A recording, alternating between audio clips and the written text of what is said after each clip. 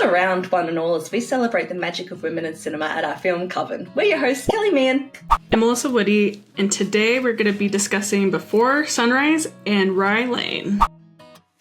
Mel, this is our kickoff episode in our Languages of Love, and we thought we'd start with Ludus, which we just had our quick definition about. Very playful, very infatuation, so a lot of falling in love style movies. Today I am bringing Rye Lane. This feels like a new Film Coven staple, because we've already talked about it a few times, but I don't care. We're going to talk about it more, because this movie just feels like this hidden gem of a movie that I don't feel like a lot of people know about, so I feel like as much exposure as we can is great. We're gonna talk about it again, and I'm super excited. It deserves a full-length episode, because since you introduced me to it, that's been one that's, I think you're right, has become a staple already, has become part of my repertoire.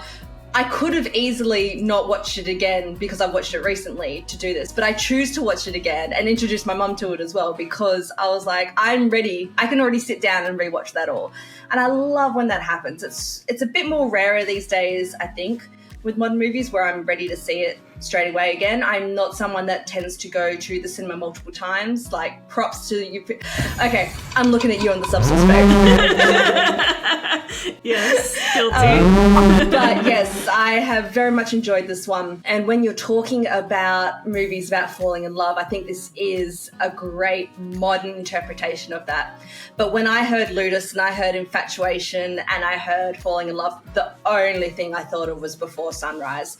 It's not one that I grew up with. It's one I came to very recently when I was filling gaps, because this is so critically acclaimed and so beloved, especially in the film community. Like, this trilogy is like Lord of the Rings trilogy for rom-com movies. Like, it is the be-all, end-all, everything. And I haven't even seen Midnight yet, because in one way I just don't want to put the button on it, if that makes sense. So this is my second watch Before Sunrise, and I think this is a really cool pairing. I think this is a great pairing, meeting someone on one day of your life and having them change your life. And I think that is so cool. Before Sunrise, it's like a perfect movie, in my opinion. Yeah. I love love, so I'm so excited for this series, because like we're gonna be talking about it a lot. When we were like going through the different love styles of love, Ludus, like, I agree, like the first one that came to mind for this is Before Sunrise. I feel like it's like the perfect pairing of that. It's funny, these two movies, because they are very similar in a lot of ways in regards to like plot points, but obviously very different in like tone and how it's like presented. Very similar in like the narrative. Yeah, it's these two people meeting and going about one specific location and just the different areas of that. So obviously it's the Rye Lane in Rye Lane, and then Vienna in Before Sunrise. And it's a lot of these deep conversations and a lot of soul bearing to a stranger. And I've had that experience, absolutely, when you're just like almost trauma dump on this poor unsuspecting person. Yeah. But sometimes it is easier to meet someone and you click and you feel that energy, and so you do open up to them. So I really like that. But absolutely, Before Sunrise is giving these two people were on a personal development growth and seemed to find each other, whereas Rye Lane both had just had a experience of being broken up with, and so a lot of the conversation tended to be more on that. So what the two different movies are, the different conversation topics, I found super interesting as well. But again, like both movies, they both were recently broken up as well. But like Before Sunrise, they don't focus on that as much until like later in the film. But like I thought that was interesting too, that it's like these groupings of two people who have recently broken up and like have instantly connected with somebody and have like spent the whole day with each other, and it's so lovely. I feel like both of these movies are just so like enchanting and charming, and it makes you believe in love. It makes you believe in the fantasy and the love at first sight. It's very a staple of a rom-com genre or a romantic movie, and what I think plays a huge factor in both these movies is the meet cute. And Rye Lane is very funny. This is what hooks me. This is what hooks me in the movie. You get these overhead shots of like bathroom in all these different like scenarios of people using the bathroom, and then it lands on one of our main characters, Dom, played by David Johnson, which I will say, just fantastic. So good. He was in Alien Romulus, and he was easily the best part of that movie, so it was really fun to see him here again, just killing it. So hope he is in more things to come. He's in the bathroom, and he's like crying and like really upset about his recent breakup, and he's on social media seeing his ex with his best friend, what we come to find, which that's just like even like, you know, putting in the knife even further, that like it's not even just like a random guy, it's his best friend that is now with his ex-girlfriend. But yeah, he's just like scrolling on his phone and like feeling sorry for himself and sniffling and crying, and Yaz comes into the bathroom, played by Vivian Opera, which she's also fantastic, and she's really hope to see her. She's the moment of this movie. Absolutely. Yeah, she's just fantastic, and she notices these pink Converse from Dom, which I just love that choice in styling for that character. And she kind of like looks under and is like, what's going on? Because she can hear him sniffling, and that's technically how they meet. She obviously can't see him, she just sees the pink sneakers. So then after the bathroom conversation and moment, she then sees him, you know, outside of the bathroom and notices the pink sneakers and is like, hey, like, are you okay? But he doesn't really connect why this like random person is coming up to him and is like asking that. She knows that it's him, but he doesn't necessarily know who she is initially. They're at this like art exhibit. Yeah, with the close-up mouths and stuff. It's really unnerving. Yeah, the Stonehenge of the face. Stonehenge of the face. It's like bad Rocky Horror. Yeah. I thought, what a cool modern setting, because this is something we can only have recently when we've had more unisex bathrooms and things like that. What I liked about it, and I picked up on the same thing you did with these pink sneakers, is that it's breaking down these sort of gender roles. Like, there's no toxic masculinity bullshit with Dom. Like, he's got his pink sneakers, he's having a cry, he does Pilates, but it's not shoved down our throats, and it doesn't ever make him look weak. And I just think in film especially, we haven't seen that as much. So I thought it was really refreshing without feeling like it's pushing an agenda, which I think is a really fine line to walk, and is done quite gracefully. It really does set up the dynamic between the two, because Dom is more sensitive and more sheltered and very a nice guy, and Yaz sort of comes in as a bit of this force of nature in a weird way, but she also has a lot of damage and things that she's working through. So it's about finding each other in these weird places where other people have had this major effect on them, and they're trying to better themselves throughout the movie and break that down. So I thought the meet cute really did a good job of teeing up what's going to come for the movie, which is a big part of it. Our meet cute for Before Sunrise, we enter on a train. A movie that takes place on a train, like, come on now. It's such a good setting. It's such a good setting. And it already adds into that romantic fantasy of what we've been saying, because who hasn't sort of thought about just, you know, riding the rails in Europe and backpacking through and all that. So I thought that's a really good setup. Ethan Hawke just looking so...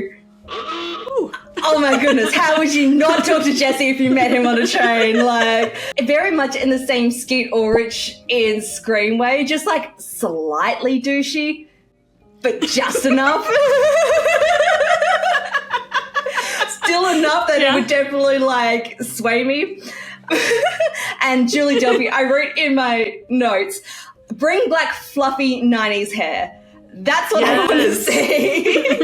Very Cher Horowitz as well. She just has gorgeous hair. Babe, the style. I hate that I talk about a woman straight away and I go the style, but it is, I miss the craft t-shirts under thin spaghetti strap. Yes. Thought the same thing. With like a tie-around sweater around the waist. I'm like, here we go. We had thick in the 90s. Yes.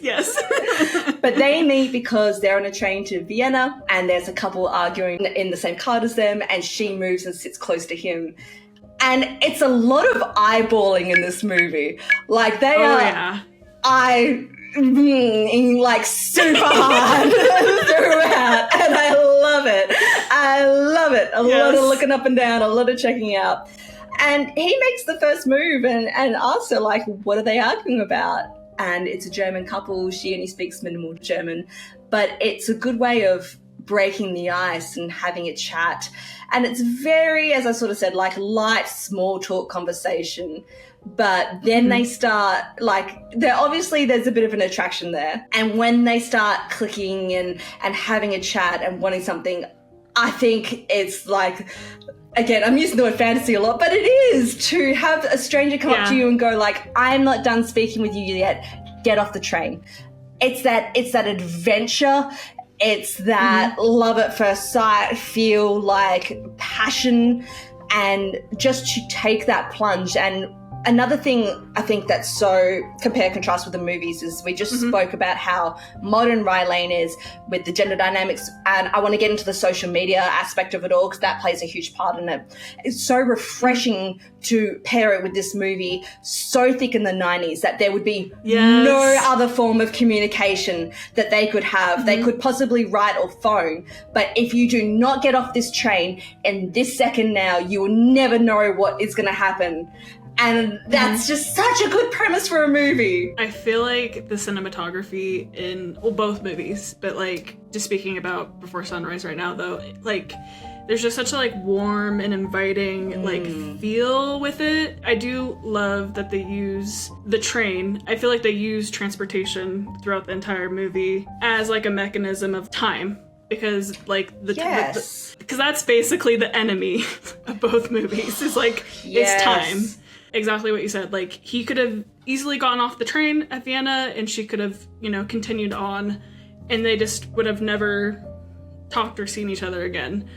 But he's like, come on, come with me. Let's have some fun. And I love how honest he is too. He's like, I don't have a lot of money. I was just planning to walk around all night, basically. Like, I don't want to stop talking to you. I want to keep talking to you. It's just, it's so romantic. And I'm just like, go girl. Yes. And she does. And like, again, very 90s where you could do that. Whereas nowadays I wonder, like, would you pull the trigger to jump off with a stranger? I don't know. That's what I mean. It feels like that's part of the fantasy too, like watching it nowadays. I would be curious to know like what people thought, like seeing it in the 90s, like when it first came out, on that perspective. So it's definitely a part of that fantasy too, of like, probably nowadays it'd be like, no. Like, it'd be a safety concern, like, no matter how cute the guy is. But she goes for it. Let's get into some of the factors of Ludus scenes that we've seen. So what are some of the more playful scenes that we recognize throughout the film? So, Mel, what's the first scene from Rye Lane you want to talk about? Dom is planning to meet with his ex and his best friend for a awkward lunch date. So I definitely want to talk about that scene. So after the art gallery, they decide to spend some time together and they're just kind of vibing, having a good conversation. And Dom's like, hey, like, I gotta go. Like, it was nice talking to you. It was great meeting you. I had a great time, but like, I gotta go meet my ex and my best friend because they want to clear the air and kind of talk this out. Oh, and she's so like, uncomfortable. Yes. And she's like, I can go with you. And he's like, no, like, I feel like a random person. Like, this is real life stuff. Again, nice to meet you, but gotta go. And so she's like, okay, that's fair. Like, that makes sense. So they part ways. Also, just like a really side comment on this scene of them parting ways. I love that in the background on Dom's side it says yoga, and then on Yaz's side it says tattoo, and I feel like that has to do kind of with their personalities a little bit. Like he's like more calm and goes with the flow type of thing, and she's more adventurous, willing to like take risks. I kind of liked that little detail in the background on that scene. Anyways, so then Dom goes to the restaurant. He's not prepared. Like, how can you be prepared to talk to your ex-girlfriend who you caught cheating? And you got to tell the story because he tells Yaz. So he's at the movie theater, and this girl is so particular about. I was dying inside as someone who used to work concession counter at the movie theater. I'm like, oh my god, I would hate you so hard.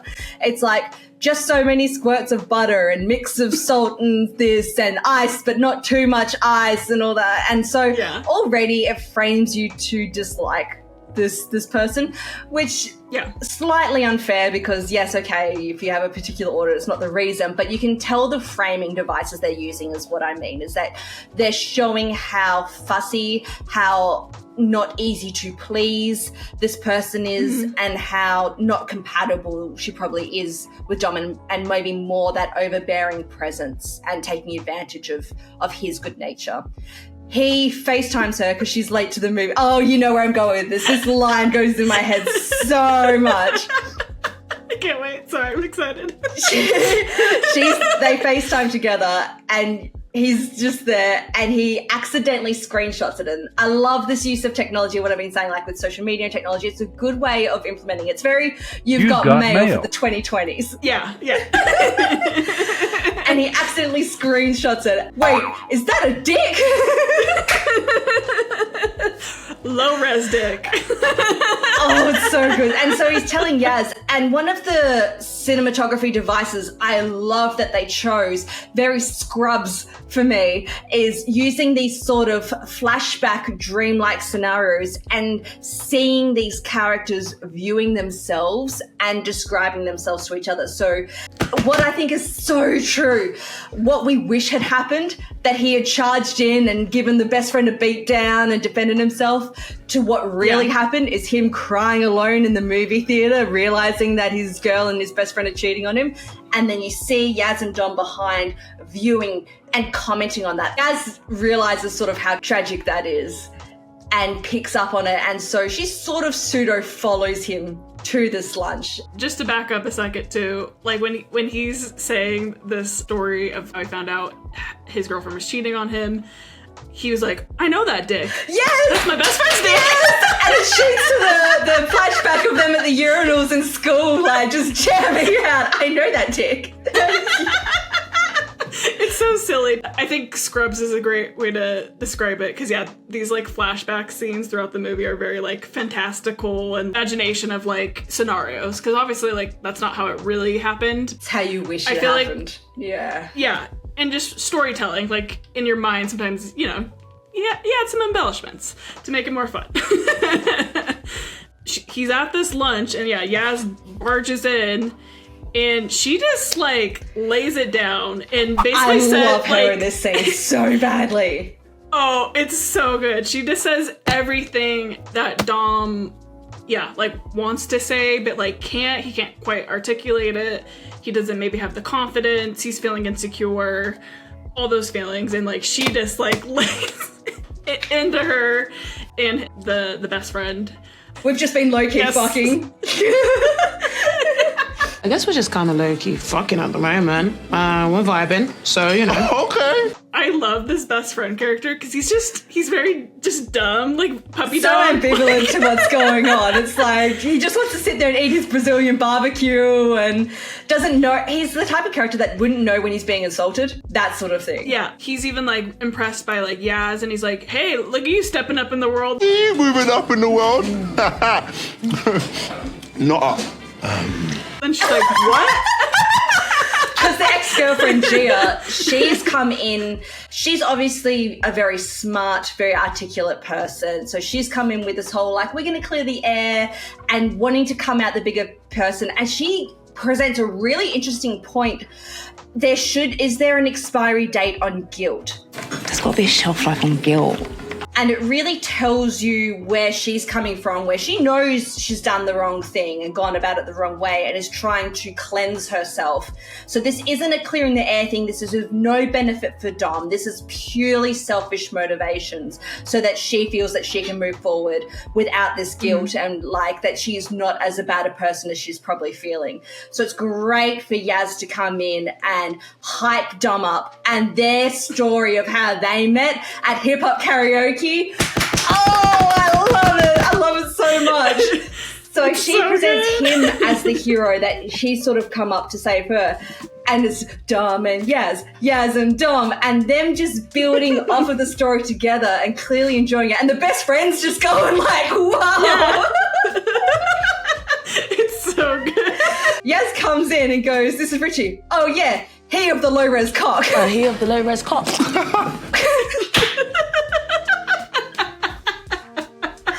So, like, what? Yeah. And Yaz is a character that is really quick-witted and has a great way of the world.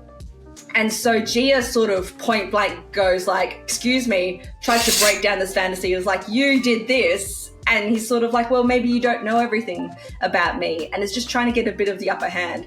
And after sitting at this lunch for a while, when Yaz goes, "I'm sorry, but you dumped this cute, charming, intelligent, successful man for this human dumpster fire of a person over there." For this jobless human bin fire.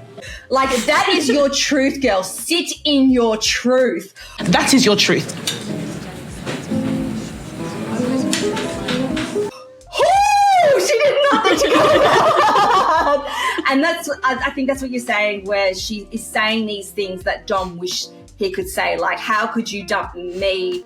And not in a way, but just like, I'm a decent person. Why would you treat me so shit? And do it with my best friend. So yeah, this scene is fire. This is probably like the scene of the movie, honestly. Like I feel like it's funny. It has some really good smart little comebacks. It's very clear to me that like Gia and Eric, it was more of a sexual connection. Yes. Like, it wasn't this deep romance by any means, like forbidden romance. Because that's what Dom says. Like, what are they meant to be together? And I'm the person that's standing in the way. And Yaz is sort of like, don't go down that bullshit avenue. Like, no. It very much feels like Dom was the winner with the Yaz assist in this conversation. So that leads them to leave, and Dom is so grateful. And you see this levity straight away of him. Like, he's like Sisyphus and he's had this rock chained to him and he's been dragging it around and uphill and stuff, and that she's just sort of helped him release it all and release his feelings. And he looks more joyous, and that smile, oh my goodness, it's so infectious. It's so infectious and just so sweet face. Yeah, and I think he does even like a little dance, like in front of the restaurant. Like, he's like, hell yeah. Another thing that I really liked about this movie, and sort of makes me feel good about what we've been doing with this Film Coven project, Yaz is for the girls. She's an uplifter. After this scene, they continue to hang out and he wants to say thank you to her, so they quickly pull into a supermarket on their way to grab some food. She sees a girl and then just goes, "Oh, love your fit." Like, I can't remember if it's shoe, skirt, whatever. And she's like, "Oh, yeah. Tens across the board, babe." 10s across the board. Thank you so much. And John says, "Oh, do you know her?" And she's like, "No, but that shit's fire, isn't it?" Like, and I love that's the reframe I've seen in a big way in the last 5 to 10 years or so, of women being able to compliment each other. And yeah, the girls, and not that we have to be pitted against each other or drag each other down. Like, you can just give those random compliments. And that the fact that he tries to do it for some guy who's like, "I love your shoes," and he's just like, "What are you being a dickhead about?" What's up, man? Cool kicks.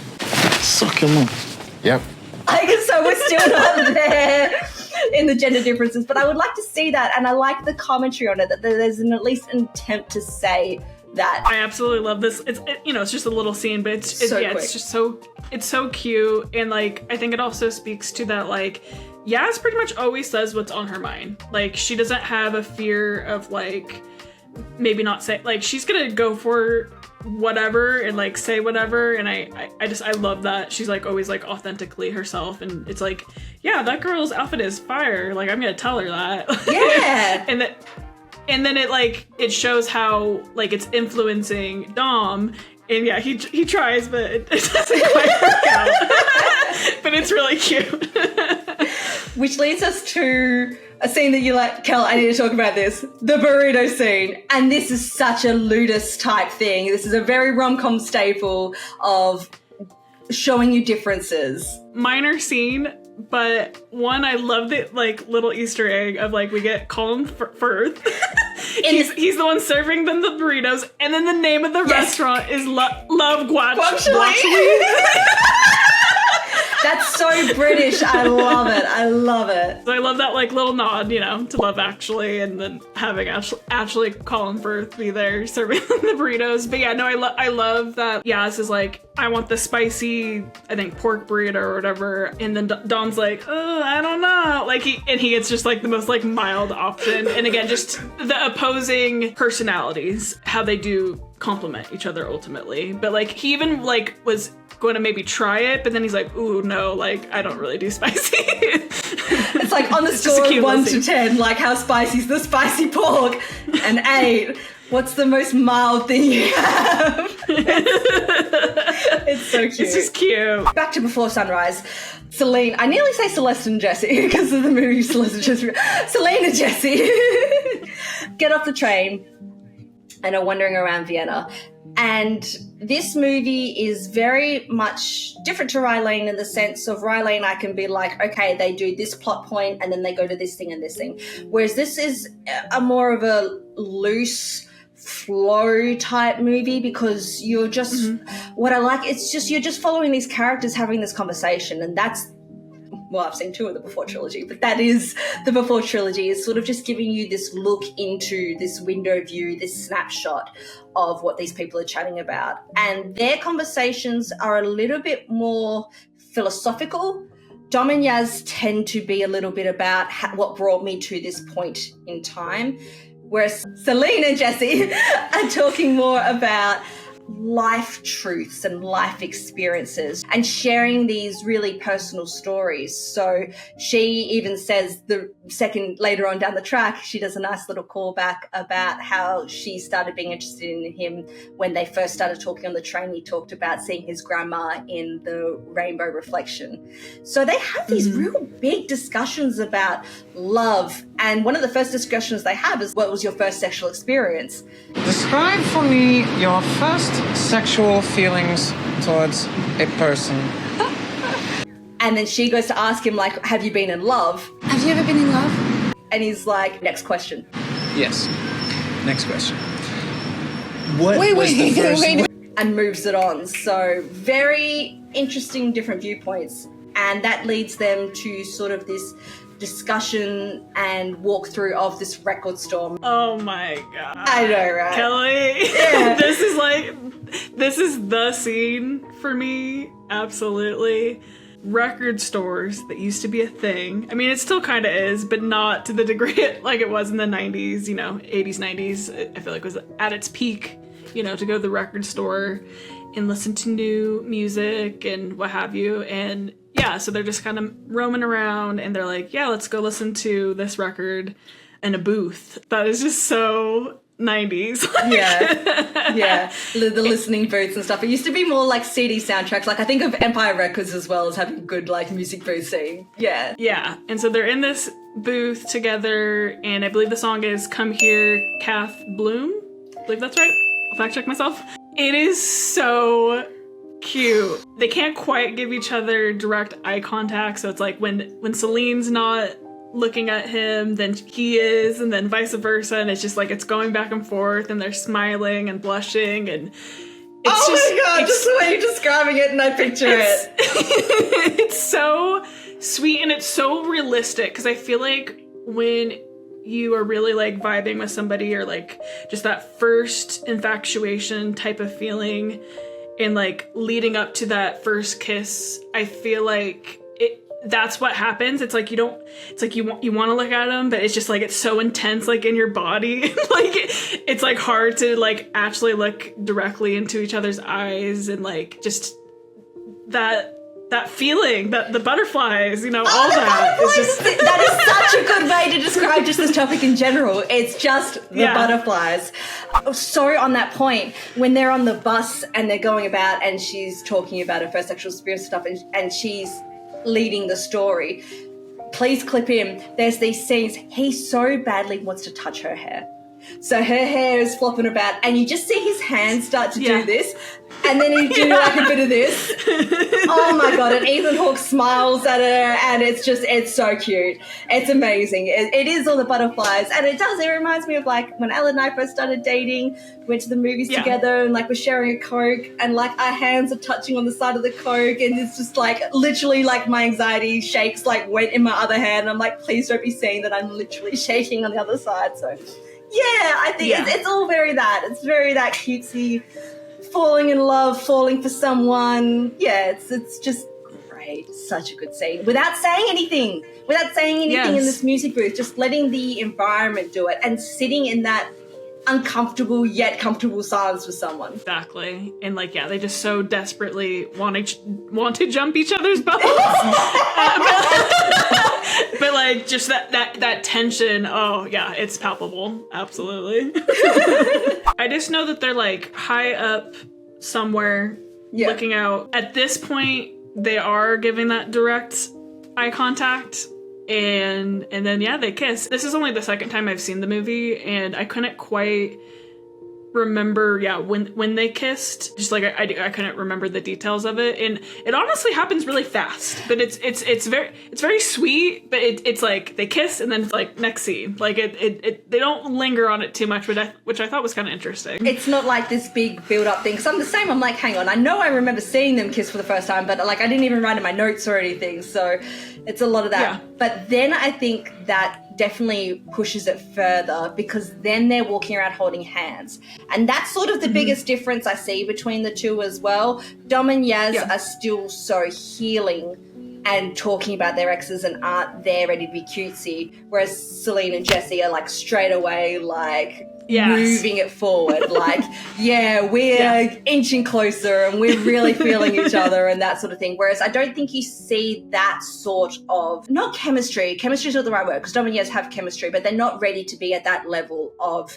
even sort of being into each other yet. They're just more enjoying the company and enjoying the journey and seeing what this person brings. And I will say the first time I was watching Rye Lane, I honestly wasn't sure if it was going to be a romance because they were just so friendly with each other that like I'm like, are they just going to be friends? Like, is it gonna get to that next level? But I completely agree. It feels like the physical aspect of like flirting isn't quite there like initially. Like we get there, but it's not quite the way it is with Celine and Jesse, where it's pretty immediate. Like a physical attraction is there and like ready to go. Yes. So we get this more like light romance. We get the big falling aspect of falling for someone for Sunrise. Whereas Rye Lane, it's a bit more following someone along for the journey and bettering yourself as well and needing to get to a place before you can accept someone else in your life is sort of what I see, because building off of the burrito scene later in the film, we see Dom trying the burritos. And so seeing the impact that Yaz's have, which is another difference between the two, is that we get to see Before Sunrise really is one day, whereas Rye Lane is one day and a little bit of epilogue, at least. Yeah. But the first kiss for Dom and Yaz, I thought so cute as well. Oh, man. Because she just rushes him. And I feel like I cringe inside a little bit because I'm like, oh, that's too real. It's too real. Like when you just can't hold yourself and like, and it is not a movie kiss as well. As I sort of said, it's not the strings come in and we spin around for the first kiss, at least. Sometimes first kisses are really just awkward and rushed and not what you think it would be. I feel like, when I first started dating Jeff, I feel like we probably had a very similar style kiss where like it was kind of like quick and then just like the intense like make out of just like that follow-up because it's like okay, now that we're both accepting like physically with each other, like let's go. That's the thing as well, it's really scary to do a first kiss because it's like, are you in the same place as me and ready for that? Because oh my god, in movies and TV shows when you're seeing someone lean in for the kiss, now the person does this one. What I really enjoyed about Rye Lane is that Dom and Yaz make up this story about hip-hop karaoke and then they circle back to it and make it come true.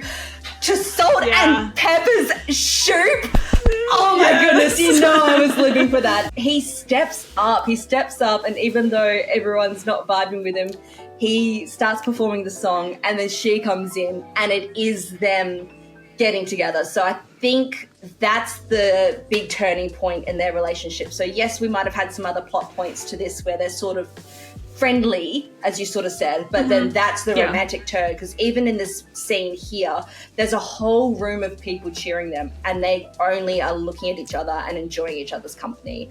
And so I thought that was really well done. They make each other better. Like you said, like him by himself, like he was kind of, you know, struggling, but just at least trying. But then like once they, you know, are singing together and vibing, it's like, oh, this is great. Mel, we've had our meet cutes, we've had our sort of moments where we really see the characters flirting and showing this language of love of Ludus, of being playful, of infatuation, of the butterflies, of really just falling for someone.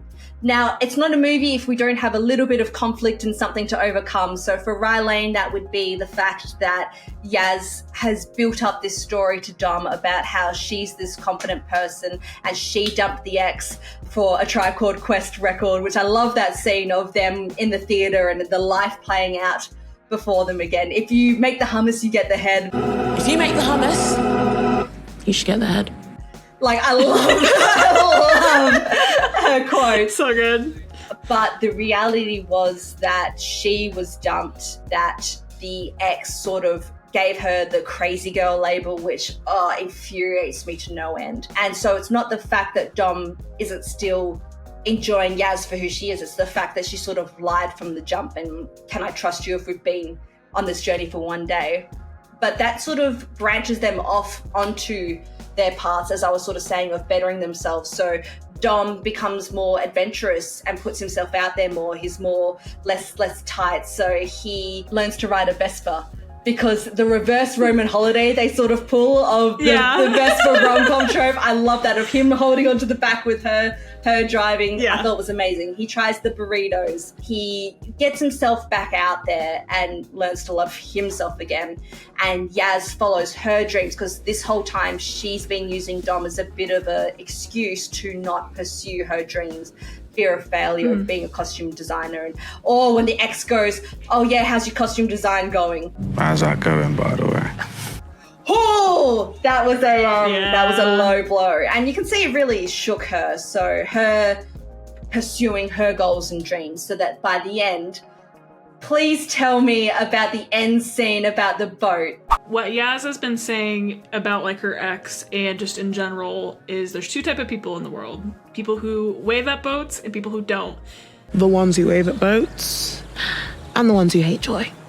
And I think that fundamentally talks to that her ex is just too self-involved, so he would never wave at a boat because he's just too focused on himself. That's kind of what I got from it.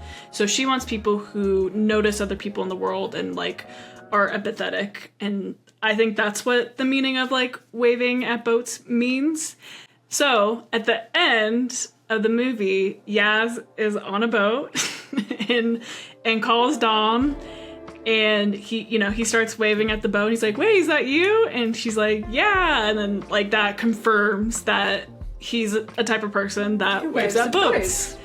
But I think that solidified it for her, is that Dom is a person who waves at boats. She's the one that says, you deserve the grand gesture this time. So it's such a nice equal of what they're bringing. So yes, maybe they don't love the same burritos, but the same core values is, I guess, what you're sort of getting at. They both value a lot of the same thing and compatible on those. Because it's okay. You don't need to be the clone copy of your partner. If you had that, what a boring relationship. Like, then you've got nothing that you're bringing to the table, and you need to have those bit of differences, but your core values and core being should sort of align so that you're moving in the same wavelength and moving on the same direction. So I thought the ending was adorable. She gets off the boat and they meet and they have a really great final kiss. Oh my God, I'm watching it. I'm like, that is a phenomenal film kiss. It's not too wet, because that's one of my criticisms in film kisses, is that when you hear it's really unsettling. I've Of course, the sounds, yes. It spins around enough, there's enough open mouth, there's enough tongue, like it's really quite sweet. And they want to hang out together. It's like, yeah, I'm just going to go with the flow and let's go for a stroll and sort of recreate what our first day was like. I thought, what a cute ending. Cherry on top, like, again, this is just one of the best, I think, rom-coms that have come out in recent years. And yeah, it was just a perfect way to end the movie. Just so cute. Loved it. Do you know what else I love about the movie? 1 hour, 17 minutes. Yes. None of this fluff, like, get me in, get me out. And I'm so much more invested than if they padded it out with any extra bull, like, around. Like, no, they did this point, then they went to the ex's place, they went to the aunt's place, they went to the hip-hop karaoke. Like, there was enough in this movie. Then as well to have that sort of wrap-up of them living their separate lives for a bit, come together, bam, finish. So I agree. It's it really did give me a 90s rom-com classic feel with an absolute modern, fresh perspective. So Rye Lane, 4.5 stars for me. Gonna be rewatching it. A great sick day movie, I think. Yeah. I can watch Yaz and her pink tote bag walk around all day. It's great. Yeah, very crowd-pleasing movie. So, yeah, if you haven't seen it, please go see it. It's great. Before sunrise, we have Celine and Jesse, and they smooching, they're holding hands, they're bumping into all these different people. And that's another thing both movies do quite well is our extra characters we meet on the journey are all really quirky, interesting side characters. So they meet these guys that are going to be putting on a play. They meet this poet who writes this thing, and they meet this fortune teller, and it's good for being a plot device that gets these two main characters talking about their different viewpoints. So we see that Jesse's a lot more cynical, a lot more practical, and Celine is much more wanting to believe love and higher powers and be influenced in the ways of the world. But what they're sort of finding, and you summed it up really well, is that time is definitely an enemy. The movie is before sunrise, so we know at sunrise that these two characters are parting ways. And I love this scene, I just want to touch on quickly, of them in the bar. Please. When he goes, with the wine? With the wine! How great is that? It's like, I'm having the best night of my life. If you give me your address... Give me the address of this bar? No, I know. And I would promise to send you the money, and you'd be making our night complete. And again, this is what puts me in the 90s. Like nowadays, we would just be able to Venmo, or we have our phones and our cards on us all the time. But it's like, if you give me the address, I will send you money, I promise. But please, I'm having a great night with this person who I'm falling for. And good on the bartender or owner that just goes, here, to the best night of your life. Take it. Here's my address. But it does really show you, as we sort of said at the top, that they will have very minimal ways of contacting each other. They are on opposite sides of the world. And I feel like this is a story sort of maybe you might not have gone through, but you know someone who might have gone through, who met someone on their travels and really had a connection, but the timing and the place of the world is keeping you apart. So whether you make that leap to be together or not is really interesting. And they touch on it deeply, saying, let's not do that. That's so sad. That's so pathetic. What would we do? Just exchange letters for a bit and then go about our separate ways? What if we keep this perfect night as a perfect memory? It's one of those things where they're saying it, but you can tell how hard they're actually like digesting that. I think it's that scene of them getting maybe some food or something where they're having that conversation of, I loved tonight with you, but let's just keep it here. To our one and only night together and the hours that remain.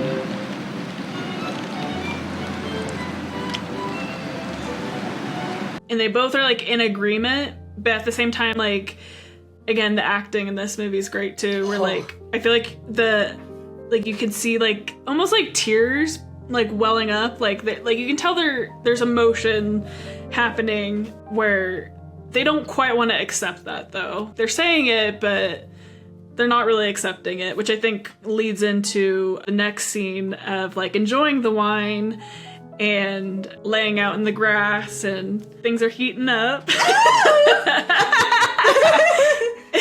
Celine says like, hey, I don't want to have sex with you. I don't think we should sleep together. I want to have sex with you, but I don't want to have sex with you right now because it will make me sad. Yeah. I want to, but since we're never going to see each other again. I feel like it parallels the previous conversation where, like, again, they're saying that, but they're having a really hard time actually accepting that. And what happens? They have sex. I love the way it was filmed. I felt like it was like very tastefully done. We don't really get to see anything, but it still feels like so passionate charged, at the same time. yeah. And I love that like the next day she doesn't have her little shirt. I noticed that too. She does have the shirt under the dress. The hair she does. I love that she changes her hair throughout. So sometimes it's down, and then she does it in the two plaits, and yeah, those little details are so cute. His shirt's kind of messed up. It's like, are your pants even like zipped up? So yeah, like I think. Again, they're really wanting to like hold on to this memory in this night, trying to accept that. But I think it's very clear that, you know, they're human. Like they've just had an amazing night. They don't want to stop talking to each other. They want to see each other again. But like you said, just the timing and the placement and all of the stuff is kind of fighting against that for them. Which leads us to... Oh my goodness, such a romantic scene. Such a good way to end the film. Again, a train scene. What is it about someone taking off on the train? And I don't know, it's just anytime it's in a movie, I'm feeling it so hard. I'm trying to think what it reminds me of. It might be something like Brief Encounter or something where they're seeing each other. Yeah. Yeah, Brief Encounter. Yeah, that's what I was thinking. Thank you. So, Celine is going and catching her train because Jesse's flying out of Vienna. And... the heavy breathing. Okay.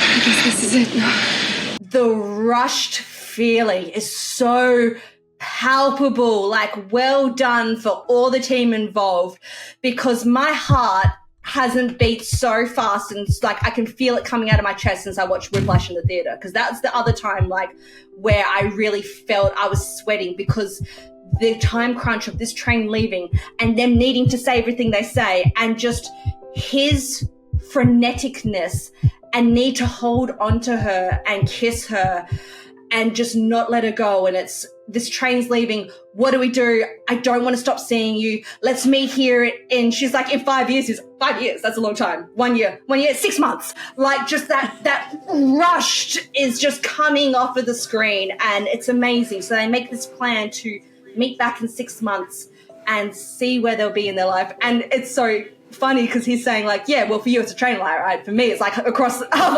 world. Yeah. Which again is so true. Oh, and then they part.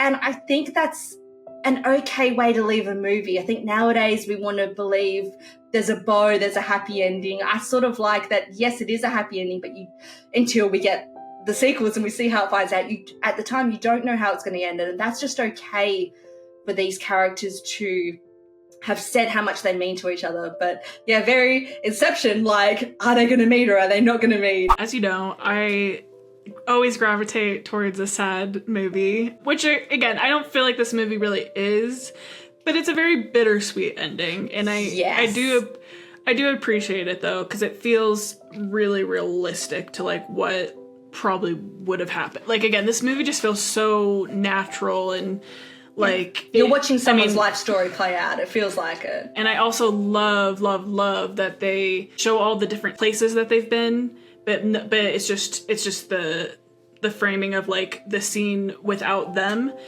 And I think that's very much speaking to that, like, these are just like mundane, everyday places, but now there's a memory like attached to those places. Yes. And if they ever were to return, you know, to that bench or like that park or whatever, that they're gonna remember this time they had together, and just like how places is like tied with memories, and that now it has like this purpose. Because it's so philosophical, I do find it to be a little bit more powerful from that perspective of that human connection is like what makes life have that purpose, and like this human connection of these two people in this one moment, and like it could have been changed in a second if she didn't take the leap and spend the day with or the night with him. So yeah, just such a beautiful movie. I think it's a perfect ending. I actually haven't seen the other two movies. I'm excited to check them out to see like where this love story goes, but just like this singular movie, I think it's just a perfect way to end it, even if it is a little bittersweet. I think we might have to talk about Sunset and Midnight, like, at some point. Like, because, yeah, I just seen the second one recently, and I'm holding off seeing the last one for, yeah, very, very good reasons. But I like what you're saying about it being bittersweet, because it really lets you sit in that moment at the end. Like, it doesn't just they part and credits. It shows them on their journeys and them thinking about it and reflecting on it, and lets you sit in that emotion for a little bit more. So like, yes, you're really happy that you've had this time, but you're really sad that this time is over as well, and looking towards the future and what's going to happen. And what an interesting way that we're talking about these languages of love, that you've had these first meetings. Could it possibly develop into pragma, a longer lasting love, or not? So I like that you have not seen the other two. But yeah, taking the ending of both of these films, what do you see for the future for these loves? I'm a hopeless romantic, so I want to hope and think that they're just gonna have this long lasting love with each other. But I don't know, like, I can see it from two different angles. Like, it's very clear that both couples had great instant chemistry with each other. And that's just something you can't, like, you either have it or you don't. So I think that is something that is very powerful. Even though, you know, it's playful and flirty and we don't quite know, like, where it's going to go on, like, a commitment level, at the end of the day, they both have this, like, palpable chemistry. So that, to me, has some legs for like a lasting relationship. Yeah, in regards to like Jesse and Celine, I feel like the way that it ends, you could easily see that like they don't ever see each other again. That like they don't meet up in 6 months. That, you know, that was just a great night. Because I think he even says at one point in the movie, like, I'm that guy, like, you're gonna be married one day, and I'm maybe that guy that you think of. But jump ahead 10, 20 years, okay? And you're married. And only your marriage doesn't have that same energy that it used to have. You know, you start to blame your husband. You start to think about all those guys you've met in your life and what might have happened if you picked up with one of them, right? Well, I'm one of those guys. That's me. Yeah. So, like, I can easily see that happening with that couple. And then for, like, Yaz and Dom, I don't know, I can see the perspective of, like, sure, maybe they end up getting married and, like, have this long-lasting relationship. Or maybe it's just that stepping stone, because ultimately it could be just like a rebound type of relationship, since they both got over breakups. And like I could see, because I felt like their friendship was so strong, I could see them getting to a place where they're like, you know, I just want you in my life as a friend more than great, very like Jory a romantic Lane. partner. So I'm not going to comment before sunrise yet. I'm going to keep those thoughts to myself. Okay. But I do echo a lot of what you say. I think that's, and the interesting point with that one is that having no contact for 6 months can definitely change a person. Do you forget them? Mm-hmm. Do you go back? Do you just keep going on with your life, and there's different circumstances now? Because what if they both meet someone in that time and then they choose not to go? There's so much more what ifs that can play out. What if he does not have the funds to come back and you've got no way to contact them? Like, so there's a lot of that. I think the connection and chemistry is so there. So if they could find a way to come together, I think it could. That is a international love I could see sort of playing out well. I originally was on the train. I'm like, yep, they're going to make it. They're going to be together, all that. The petering out friendship way, I could definitely see, the more you describe it, happening as well. Or it could be something where that friendship is a really good basis for a relationship, and she has her own place, he needs a place. Like, they could be moving forward in that next stage of life. So possibly there could be something down the line that diverts their path, but I don't think they're going to treat each other shittily, is the good thing. Yeah. I think it would be some sort of good communication, good respect. It could just be a life journey. What if she has a career opportunity to go costume design somewhere? What if he gets a job opportunity? I think it would be more sort of those factors than them not being a good couple together. So that's going to wrap up our episode on Ludus. Babe, what's sort of been your takeaway about this love language that we've talked about today? Please let us know in the comments down please. below what movies that you think you've seen like a good example of Ludus, because just behind the scenes it was kind of hard to like come up with different movies for this. Relationships are so dynamic, so it is a little hard to be like just this one thing, because I think love is complex. But I would love to know of examples that we didn't use today, because I thought it was gonna be pretty easy to let's find some flirty movies. And like when I really came down to like brainstorming this episode, I was like,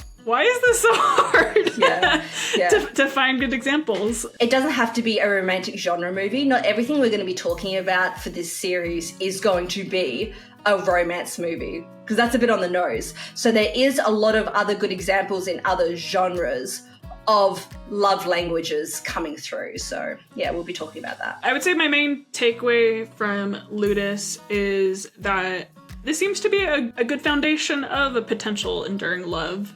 It was fun to explore just like that exciting feeling of that instant connection that you have with a person. And I think that's something that everyone could relate to, again, romantically or non-romantically, where you just like instantly connect with somebody and it's this intense feeling. I feel like any new relationship, just in general, it's like that exciting new feeling. Ooh, I met this new person, super interested in like possibility, discovering who they. Yeah. Building off of that, for me, what it means in the context of film is how it's definitely a hallmark of the rom-com romance genre.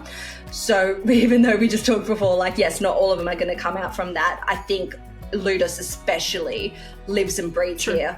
And it's a lot of these sort of charming movies, and the feeling it gives us as the viewer is that feeling of giddiness. That's what I've enjoyed the most. And even us just talking about it, I feel the butterflies in the stomach when we're talking about what these characters experience. So living vicariously through these characters experiencing these firsts is really a fun time, and part of this language of love on cinema.